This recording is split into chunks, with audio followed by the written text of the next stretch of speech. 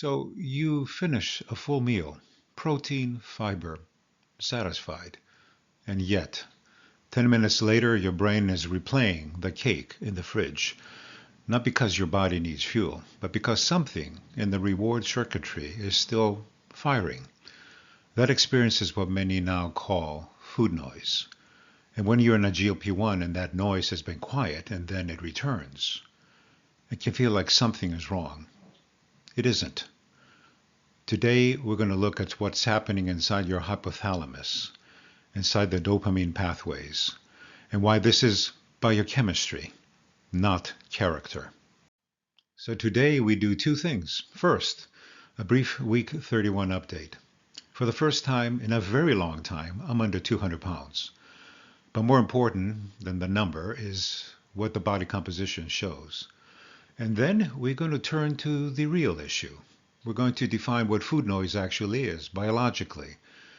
We'll look at what research says about dopamine and reward circuitry in the hypothalamus. We explain why the signal can return during titration or maintenance. And finally, I'll give you a calm, structured, three-step reset you can use immediately. This is not about willpower. It's about understanding the system you're living in. So week 31. Down 0.7 pounds this week, probably a little more. And for the first time in a very long time, under 200 pounds. And that number matters. But not for the reason most people think. What matters more is what you see here. Body fat continued to decline. Lean mass stable, even slightly up. And that's the goal. And by the way, these are data from 6 weeks. So not just lighter, leaner, stronger, metabolically steadier. And here's why it connects to the topic that we're going to be reviewing today.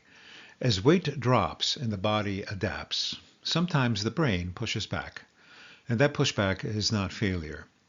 It's plain old physiology. So this phrase, food noise, came from patients like myself, maybe like yourself. But the underlying phenomenon has been studied for many years.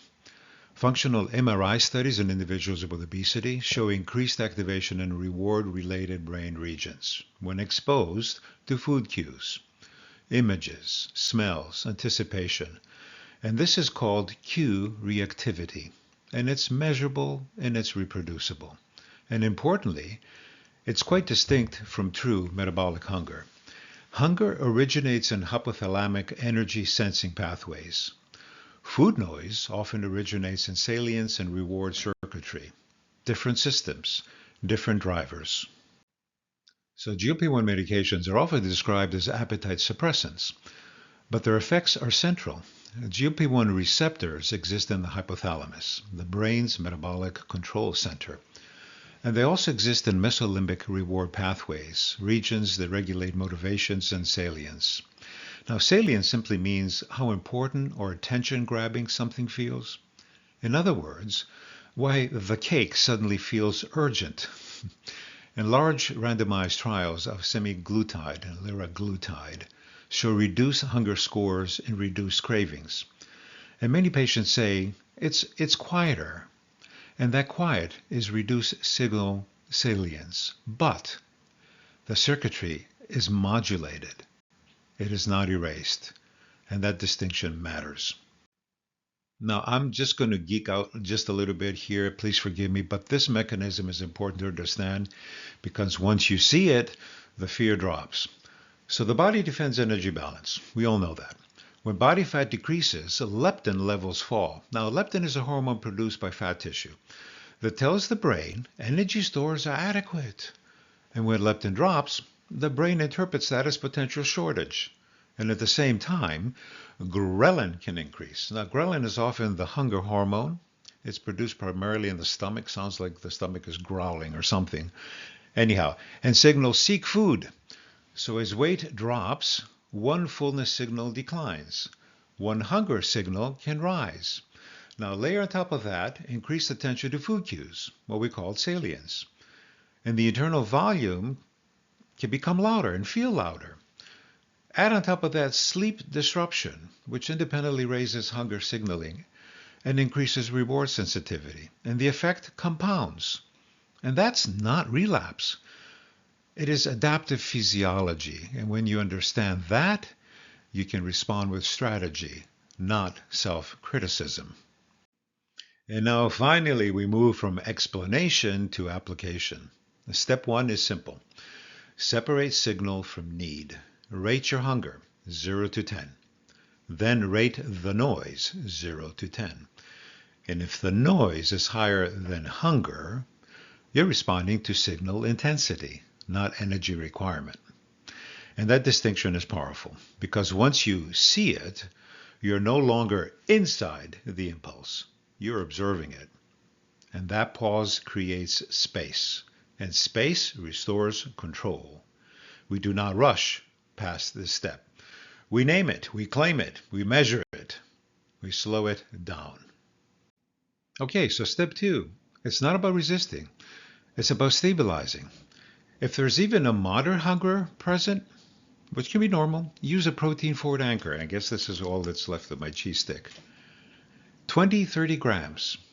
When you eat protein, the gut releases satiety hormones, including GLP-1, which you're familiar with, and PYY. And PYY stands for peptide YY, and why that is, I'm not sure. But anyhow, it's released from the lower intestine after eating, and it signals the brain to reduce appetite. Think of it as a braking signal. And protein stimulates both GLP-1 and PYY release, which improves satiety signaling. Eat slowly, then wait, 10 to 20 minutes. And often, when the physiology stabilizes, the urgency just fades away. We're not fighting the brain. We're recalibrating the signal. So step three is environmental. Now, remember cue reactivity? The brain responds to exposure. So we reduce exposure. If the cake is on the counter, it will feel more salient. Like we said, salient means attention grabbing. So remove it, close the darn container, put it away, change rooms. Then add movement, 5 minutes, a short walk, light chores, stretching. Movement shifts dopaminergic tone and attentional focus. That's a big word for you. You're interrupting the loop, basically, and loops weaken when they're not reinforced. Environment beats willpower almost every time. We're not supporting desire. We're modifying input. So let me give you a simple metaphor. Hunger is an expected email. You knew it was coming. It makes sense. You open it, you respond, done. Food noise. It's like an alert that suddenly appears, ping, in your inbox. It interrupts you. It feels urgent.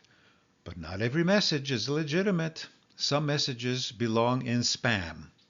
And we don't open spam. Especially when it's super processed artificial munchies. Your brain is very good at sending messages. Cake available. Chips ahoy. Detected. Leftovers exist. But urgency is not the same as necessity. So what do? We don't delete the inbox. We sort it.